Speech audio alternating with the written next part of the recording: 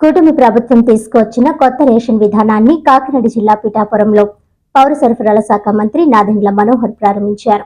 స్వయంగా లబ్ధిదారులకు రేషన్ అందజేసి ప్రస్తుతం అవలంబిస్తున్న రేషన్ విధానంపై వివరాలు అడిగి తెలుసుకున్నారు.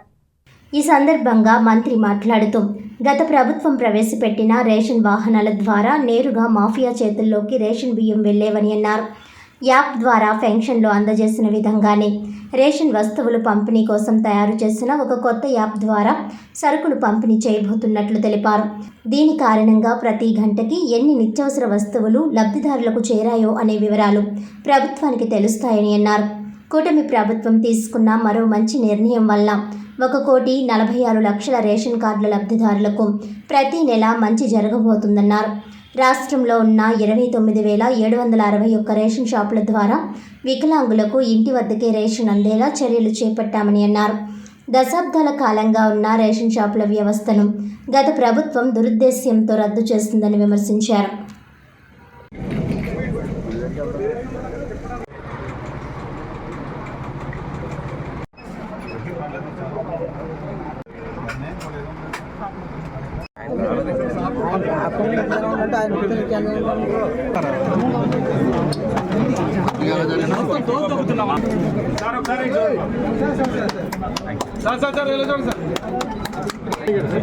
ఇంకా పైకి సార్ నువ్వు నెత్తి మీద మరీ గుచ్చిపోతుందిరా రమణ.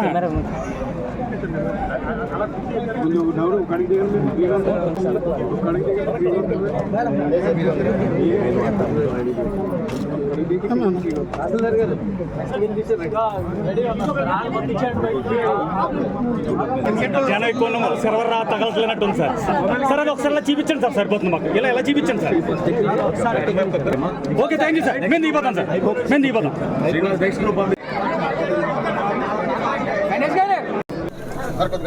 ఒక పండుగ వాతావరణంలో మా కూటమి ప్రభుత్వం తీసుకున్న ఒక ముఖ్యమైన నిర్ణయం, గౌరవ ముఖ్యమంత్రి గారు చంద్రబాబు నాయుడు గారు, అదేవిధంగా ఉప ముఖ్యమంత్రి గారు పవన్ కళ్యాణ్ గారి సూచనలతోటి రాష్ట్రంలో ఉన్న 1,46,00,000 రేషన్ కార్డుదారులకు, వారి కుటుంబాలకు ఈ రోజు నుంచి 29,761 రేషన్ షాపుల ద్వారా ఒక అద్భుతమైన కార్యక్రమం మనం ఒక్కసారి మేము పునఃప్రారంభించాం.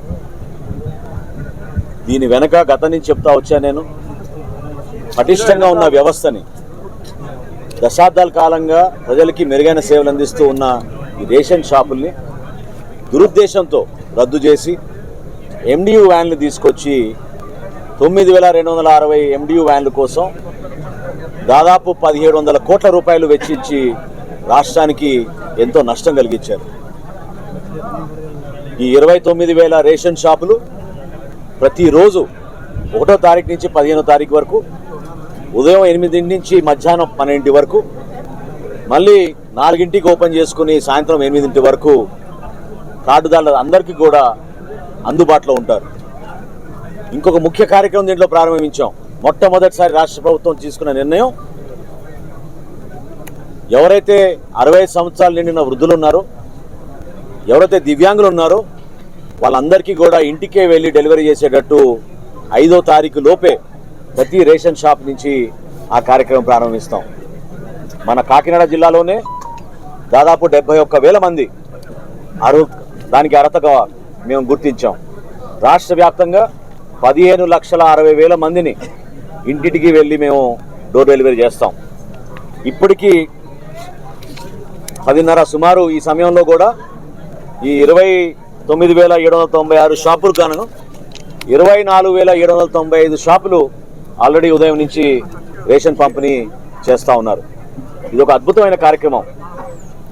మన రాష్ట్రంలో ఉన్న జనాభాలో 4,42,00,000 మందికి మేము రేషన్ సరఫరా చేసేటట్టు ఏర్పాటు చేశాం.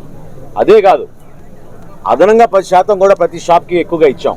ఎందుకంటే కేంద్ర ప్రభుత్వం అవలంబించబోయే కొత్త పాలసీని మన రాష్ట్రంలో ముందే మనం ప్రవేశపెట్టి, ఎక్కడైనా సరే, ఏ షాప్లో అయినా సరే, ఎవరైనా రేషన్ కార్డుదారులు వారి సరుకును తీసుకోవచ్చు. దాన్ని పోర్టబిలిటీ అంటాం. నేషన్ వైడ్ పోర్టబిలిటీ ఎస్టాబ్లిష్ చేస్తున్నారు. కాబట్టి ముందుగానే మనం మన రాష్ట్రంలో ఈ కార్యక్రమాన్ని అద్భుతంగా ముందుకు తీసుకొచ్చాం. ఎంతో గర్వకారంగా భావిస్తున్నాను నేను. మా పార్టీ అధ్యక్షులు పవన్ కళ్యాణ్ గారి నియోజకవర్గంలో పిఠాపురంలో ఈ రోజున ఈ రాష్ట్ర వ్యాప్తంగా ఈ కార్యక్రమాన్ని ప్రారంభించడం ఒక గొప్ప అదృష్టంగా భావించడమే కాకుండా మా నాయకులు కార్యకర్తలు అందరూ కలిసికట్టుగా ప్రతి షాప్లో కూడా ప్రతి గౌరవ శాసనసభ్యులు, పార్లమెంట్ సభ్యులు, మంత్రులు అందరినీ కూడా ముఖ్యమంత్రి గారు కూడా ఆదేశించారు. ఈ రోజున కనీసం 3 రేషన్ షాపులు ప్రారంభించమని ఈరోజు గౌరవ ముఖ్యమంత్రి గారు ఆదేశించడం జరిగింది. ఖచ్చితంగా ప్రతి నియోజకవర్గంలో కూడా పారదర్శకంగా, నిజాయితీగా ప్రతి కుటుంబానికి ప్రతి డీలర్ కూడా ఆదర్శవంతంగా నిలబడేటట్టు మేము తీర్చిదిద్దాం. టెక్నాలజీని ఉపయోగించుకుంటున్నాం. గతంలో ఎప్పుడు లేని విధంగా ఒక కొత్త యాప్ డిజైన్ చేసాం. ఆ యాప్ ద్వారా ఎప్పటికప్పుడు నమోదు చేసుకుంటూ ప్రతి గంట కూడా మాకు పెన్షన్లు ఏ విధంగా మేము ప్రతిరోజు సమాచారం అందిస్తున్నామో అదేవిధంగా రేషన్ సరుకులు కూడా ఎన్ని షాపుల్లో ఎంతమందికి అందిందో, ఏ గంటకి ఎంతమందికి అందిందో దానిపైన కూడా మేము ఖచ్చితంగా సమాచారం మేము తెచ్చుకుంటున్నాం ఈ టెక్నాలజీ ద్వారా. రాబోయే రోజుల్లో ఖచ్చితంగా మేము మరింత మార్పులు తీసుకొస్తాం. సీసీ కెమెరాలు ఏర్పాటు చేస్తాం. వచ్చిన వినియోగదారులకి సౌకర్యాలు కల్పిస్తాం. ఈ షాపుల ప్రాంతంలో పారిశుద్ధ్యత గురించి అక్కడ ఉన్న డీలర్లకి ఈ వ్యవస్థ పైన వాళ్ళకి పూర్తి అవగాహన వచ్చేటట్టు, ఎవరైనా ఇబ్బంది పడితే అక్కడే మేము పోస్టర్ పెట్టి జాయింట్ కలెక్టర్ గారి నంబరు, మా డిఎస్ఓ నంబరు, తహసీల్దార్ నంబరు, ఆ షాపు డీలర్ పేరు కూడా, ఆయన ఫోటో, ఆయన నంబర్ కూడా అక్కడ చాలా ప్రముఖంగా ప్రచురించి ఎవరికి ఎటువంటి ఇబ్బంది ఉన్నా కూడా దాంట్లో పెట్టమన్నాం. ఇదే కాదు, అక్కడ ఒక క్యూఆర్ కోడ్ కూడా పెట్టాం. ఆ క్యూఆర్ కోడ్లో ఎవరైనా సరే వాళ్ళ ఫోన్లో స్కాన్ చేసి వాళ్ళకి సమస్య ఉందని వాళ్ళు చెప్తే డైరెక్ట్గా మా కమిషనర్ గారి దగ్గరికి ఆ ఇన్ఫర్మేషన్ వస్తుంది. కేంద్ర కార్యాలయం నుంచి మేము పర్యవేక్షించి ఎప్పటికప్పుడు తూకం విషయంలో కానివ్వండి, ఎక్కడైనా ఏమైనా నాణ్యత విషయంలో కానివ్వండి, క్వాలిటీ లోపాలు ఏమైనా ఉన్నా సక్రమంగా సరైన సమయానికి వాళ్ళు తెరవకపోతే మేము చర్యలు తీసుకుంటాం. ఈ 65 సంవత్సరాలు నిండిన వృద్ధులకు, దివ్యాంగులకు సపరేట్ వాట్సాప్ గ్రూప్ ఏర్పాటు చేశాం.